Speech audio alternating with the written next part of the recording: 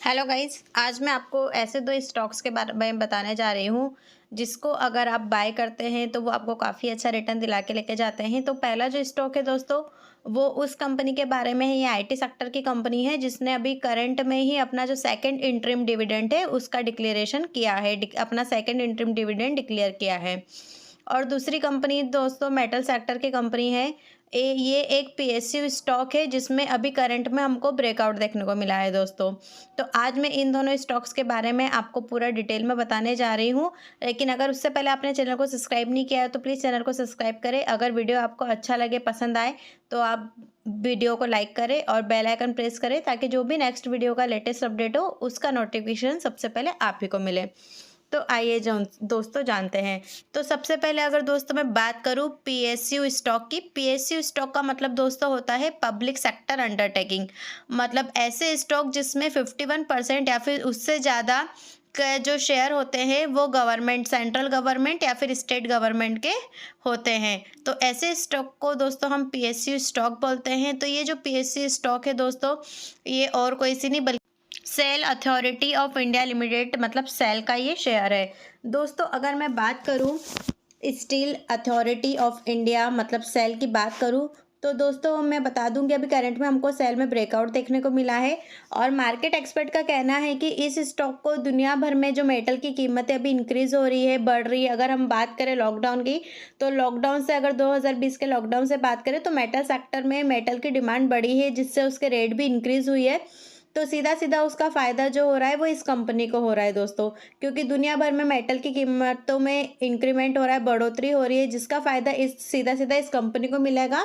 और अगर हम देखें तो आगे इसकी मार्जिन में मजबूती भी हमको आती हुई दिखेगी दोस्तों। और मैं बात करूं दोस्तों तो आपको बता दूं कि सेल में राकेश झुनझुनवाला की भी होल्डिंग्स है। और अगर मैं बात करूं दोस्तों कंपनी की, तो कंपनी ने आगे आने वाले जो क्वार्टर रिजल्ट है उसमें मजबूत रहने की संभावना जताई है। और अगर मैं बात करूं दोस्तों बोनांजा पोर्टफोलियो के रोहित सिंगरे के अकॉर्डिंग, तो जो बोनांजा पोर्टफोलियो के रोहित सिंगरे हैं, उन्होंने कहा है कि क्लोजिंग बेसिस पर जो सेल कंपनी है, उसने 100 रुपये पर एक ब्रेकआउट दिया है। और इस मॉडल क्वार्टर में जो कंपनी है वो 100 रुपये पर उसका मजबूत सपोर्ट हमको देख नज़र आ रहा है। मतलब 100 रुपये पर कंपनी का जो सपोर्ट है वो काफ़ी ज़्यादा स्ट्रॉन्ग है। और अगर बात करूं दोस्तों तो आगे उन्होंने कहा है कि ऊपर की तरफ 115 से 120 रुपये पर रेजिस्टेंस है। और अगर ये कंपनी 115 से 120 रुपये का अगर लेवल ब्रेक करती है, मतलब 115 से 120 रुपये का अगर लेवल ब्रेक होता है, तो इस स्टॉक में हमको 130 से 135 रुपये तक की बढ़त भी देखने को मिल सकती है। और अगर मैं बात करूं दोस्तों तो सेल में राकेश झुनझुनवाला का जो होल्डिंग पैटर्न है वो भी मैं आपको बता देती हूं दोस्तों। तो अगर बात करूं दिसंबर 2021 क्वार्टर में की, तो उसमें सेल में राकेश झुनझुनवाला जी का 4.50 करोड़ शेयर्स, और अगर बात करूं नॉर्मली मतलब 4.5 करोड़ शेयर का उनका पोर्टफोलियो था, इसमें होल्डिंग थी, या फिर मान के चले तो 1% उनकी जो है इसमें होल्डिंग रही थी दोस्तों। और अगर मैं बात करूं सेल की, तो दोस्तों ये जो क्लोज़ हुआ था अभी करंट में, अगर कल हम इसकी क्लोजिंग देख सकते तो 103 रुपये पर ही क्लोज़ हुआ था।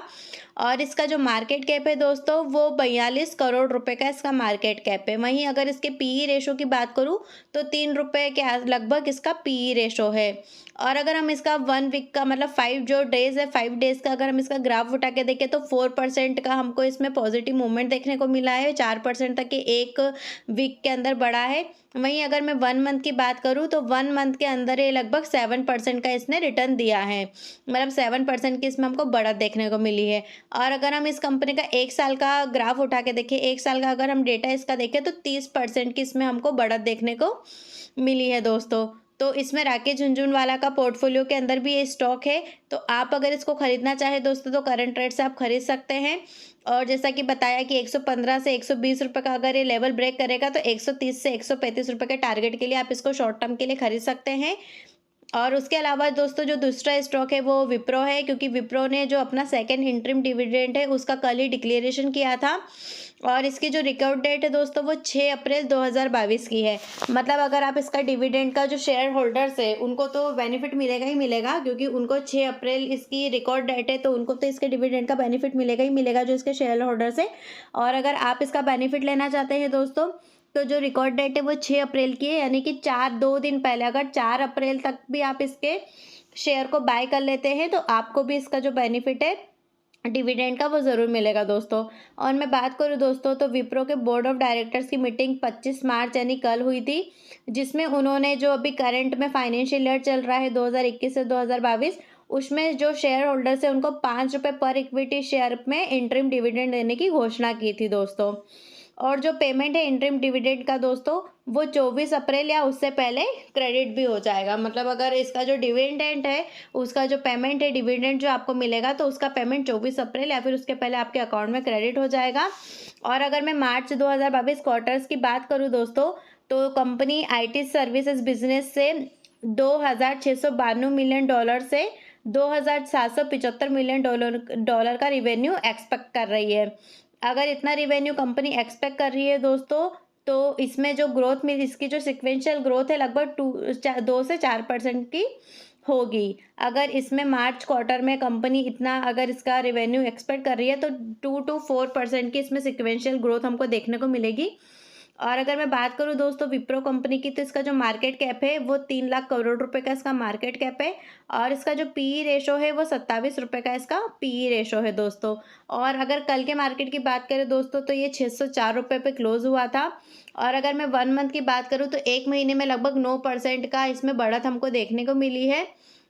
और अगर इसका 1 साल का हम ग्राफ उठा के देखें तो लगभग 45% का इसमें हमको इंक्रीमेंट देखने को मिला है, मतलब पॉजिटिव मूवमेंट हमको देखने को मिला। 45% तक ये शेयर बढ़ा है दोस्तों। तो अगर आप इसके डिविडेंड का बेनिफिट उठाना चाहते हैं दोस्तों, तो 4 अप्रैल तक अगर आप इसको खरीद लेंगे इसके शेयर्स को, तो उसका बेनिफिट आपको मिलेगा।